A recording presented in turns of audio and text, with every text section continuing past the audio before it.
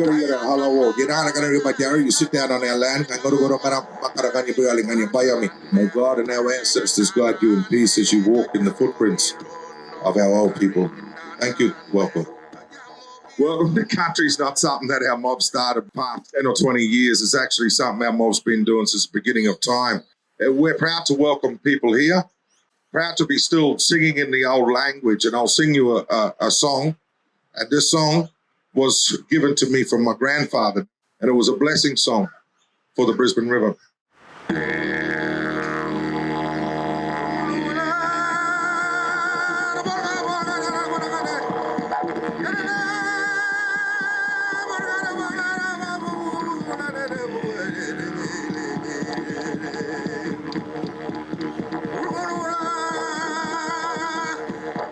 This summit, this event, the National Indigenous Disaster Resilience Summit, is the first event that's just dedicated to listening to Aboriginal and Torres Strait Islander people, listening to our organisations, listening to our people who have led in disaster responses in their communities, listening to Aboriginal staff in government agencies who are running programs specifically targeted at Aboriginal communities, listening to Indigenous people in non-government organisations, listening to Indigenous researchers about their research priorities, about their experiences and their methodologies and how they're doing things.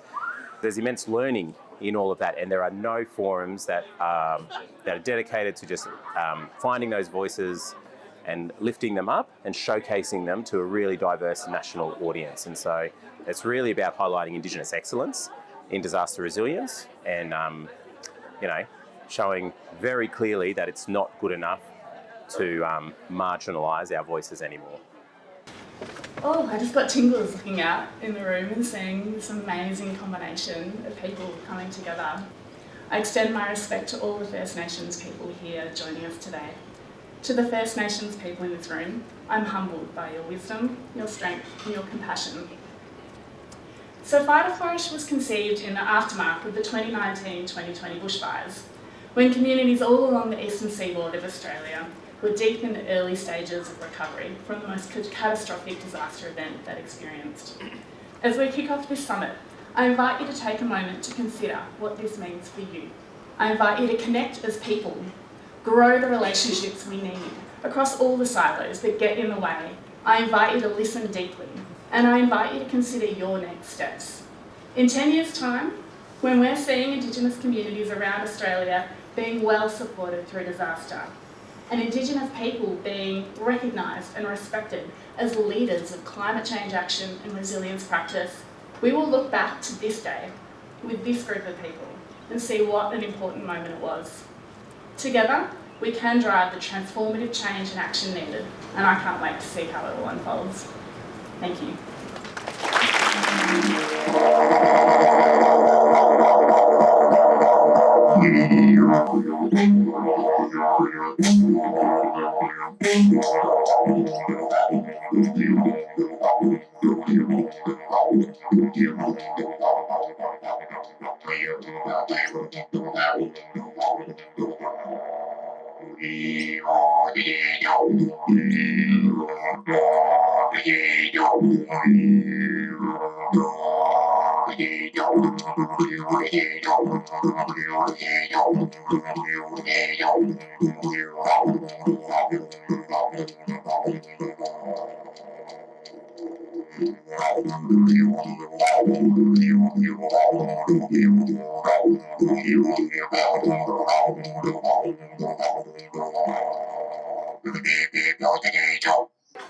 Tēnā koutou, ko Emily Campbell tuku i ringoa, me uri tēnei noa Ngāti Porou me nai haina hoki.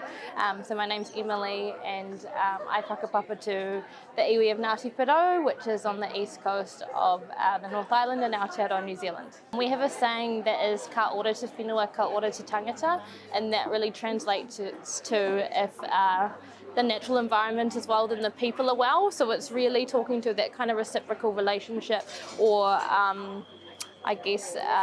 connection that we as people share with the environment. So when that is going through mamai or grief, that's really felt on the people as well. But likewise, when the environment is thriving, there's the expectation that the people as well will thrive. Today's event's really important for me personally, having gone through the experience of an emergency management process through the bushfires. I really wanted to come today and talk about my experience and also talk about some of the things I do think that we can do to make improvements for next time. And I'm really passionate about ensuring that the voices of the community are heard. It is absolutely critical for us to have leadership roles in emergency management. I can't express how connected we are to our community, and when those times come, we know how to communicate with our community. We can change the messaging if we're needed. We're the ones that are out there door knocking and doing the extra bits to make sure people are well and safe. We make sure that we follow up people when they leave country because we try to keep an eye on where everyone is. It is so critical that we have the right communications, and when we have the right communications, it actually helps lessen the traumatised experience that we do have.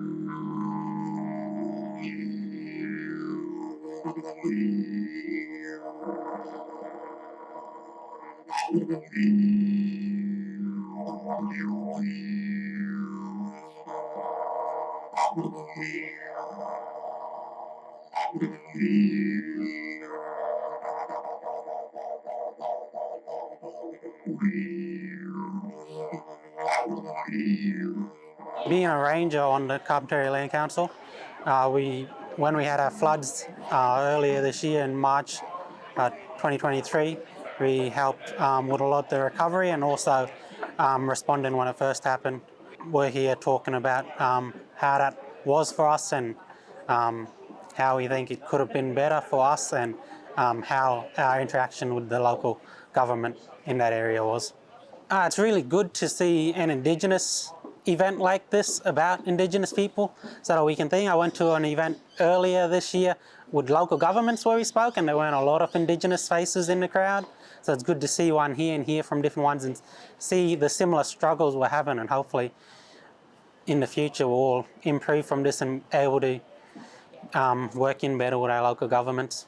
I think the National Indigenous Disaster Resilience Summit really, for me, it's about connecting with other mobs from across the country, hearing and learning about what they're doing in the disaster resilience space, but also in particular for us, it's about advocating, trying to influence change around policy, around making sure that our people are getting to the table with authority, with delegation, and with a voice to make sure that our people are not considered anymore, but actually in the decision-making process, trying to lead change as well for our communities. Today, through the summit, it was really highlighted that relationships are good, but policy change is very much needed, and it's an opportunity for us in this society today to make that change. And it is, like I said, the partnership, but at a policy and legislative level, that's where change will happen to formalise the informal. First Nations people are particularly impacted by these disasters because of the legacy of colonisation and the impacts on country. We belong to these landscapes and they're so negatively impacted by these events. The knowledge that we have around being able to look after country and help to avoid these impacts by, not clearing all the trees, not destroying the landscape, by planning and knowing where to be in the landscape at that time. All the old people used to, these places they'd move around and they'd gather seasonally and understand things are changing in the landscape, and so the landscape's always changing. We know that. It's just changing much faster now because of these extreme sort of events caused by climate change. And so, we could be doing cultural burning and improving the resilience of country for the fires that are coming. We're planting trees and restoring rivers and wetlands, healing the land and helping to reduce the impacts of flooding. And that work's so important for us because that's healing the country, that's healing us. We keep being taught over and over again, and more people I think are waking up, and are realising that, we do, as individuals in communities, we do make decisions all the time about what we buy and where we go, and we have to start making better decisions. We have to actually start getting people out into the landscape, understanding what matters. The trees, our ancestors, like the rivers that give us life, we have to understand how important they are and make better decisions in our everyday lives. And that's the kind of positive pathway that I think we've got if we actually understand what the solutions are. We have policies and resources around us that can help us to improve that decision making. A lot of people just want to live their lives. We just need to give them a better opportunity to do that. I was actually CEO at Moonbleen Land Council in Tenterfield, and None of us as Aboriginal people were consulted prior to the bushfires and after as well. The way Fire to Flourish operates is we have program principles, we have visions that we've changed to suit our community, but us as leaders haven't done it.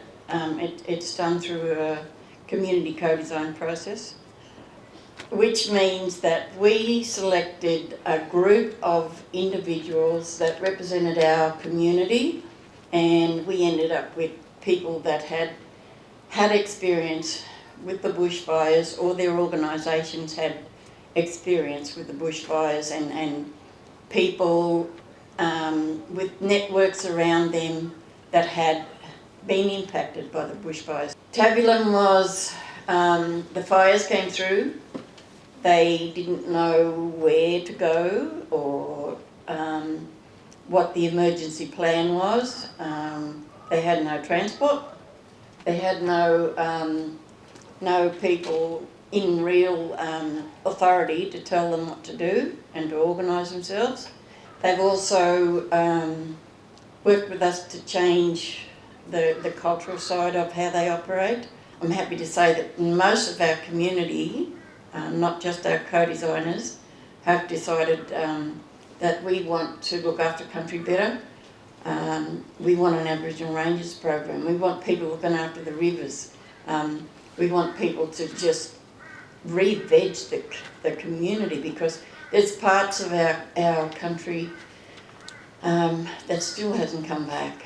Our people have been fighting the good fight for all these years, and they're frustrated. You need to listen to the words in which they speak, not in the tone in which they speak them, because they feel as though that they are just butting their heads against the wall time and time again, and things that we were fighting for 30, 40, 50 years ago, we still are here, and our elders are still here seeing us fight for those same rights, those basic rights that we should be a birthright. We have that obligation to make sure we get this right. We have an obligation to ensure that our communities are being heard, our land is being respected, our people have access to their land, and it's not denied to them. When we know that when country is sick, we're sick. So we have that obligation to ensure that we uncover every means and we advocate for everything that we possibly can to ensure our people's voices and our land is being considered. Well, I'm really humbled to be here because I was asked to come along and speak about some of the work I've done, some of my experiences working within and as Indigenous identifying person. And so it's just been the most momentous experience. Like, I feel a lot of, I feel really moved, I feel humbled, I feel emotional actually, because I've been able to sit in a room with like-minded people and engage and hear the mumai, the history of hurting that we all carry as people, and hear about some of the struggles, but at the same time hear about the most amazing strength, the resilience, the capability. So it's just been fantastic to commune with others, to have community, to connect, to kōrero, to talk, to do all those wonderful things that our collective cultures need. We breathe for, we live for, that mauri, that sharing of one another. Indigenous people aren't in and of themselves vulnerable, but society has given us layers of vulnerabilities that we have to overcome. And what disasters do is they exaggerate, they magnify these already existing inequities and disadvantages in society. That's just not okay. We have to not only address colonialism and racism and injustice in our health and our education systems, we need to do it in disaster management, because to me they all intersect. My name's Sam Kirby. I'm Wiradjuri, Yorta Yorta, Barappa Rappa, Wamba Wamba and Muddy Muddy descendant. Aboriginal and Torres Strait Islander people need to be at the table for decisions that are made about how we're treated, especially in emergency management. So if we don't have a voice at that table, then we're left out, and any actions taken won't be actions that support our health and well-being. I'm looking at the relationship between country, climate and health, and really trying to reposition country as health and advocate for the voice of country. and really position First Nation solutions as powerful solution-oriented forces. But what I'm really trying to do is essentially decolonise the way in which we perceive health and well-being, because in an Indigenous worldview, health and well-being are intricately linked to the health of our lands and other factors that also are included in our health. And that's our spiritual health, that's our collective health, it's our how, if we're speaking to country, if we're speaking our language, if we feel safe and if we feel like our human rights are being upheld.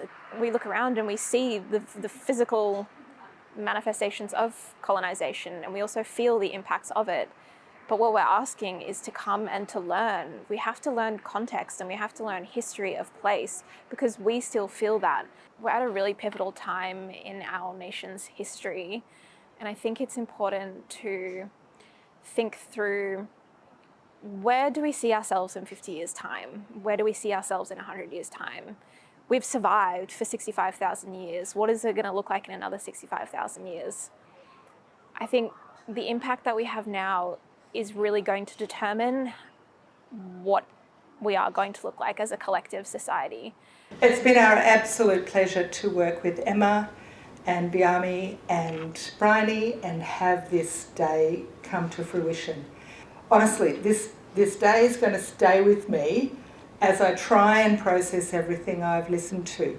It's been an absolute honour to be in the room, because Biami asked me to cross the bridge into your country and sit and listen, and it's been a pleasure to sit here and listen. Let's not waste this moment. And whoever said we'll look back, someone did, we'll look back in the future, yes we will. And we'll say, I was there. All of us, we were here.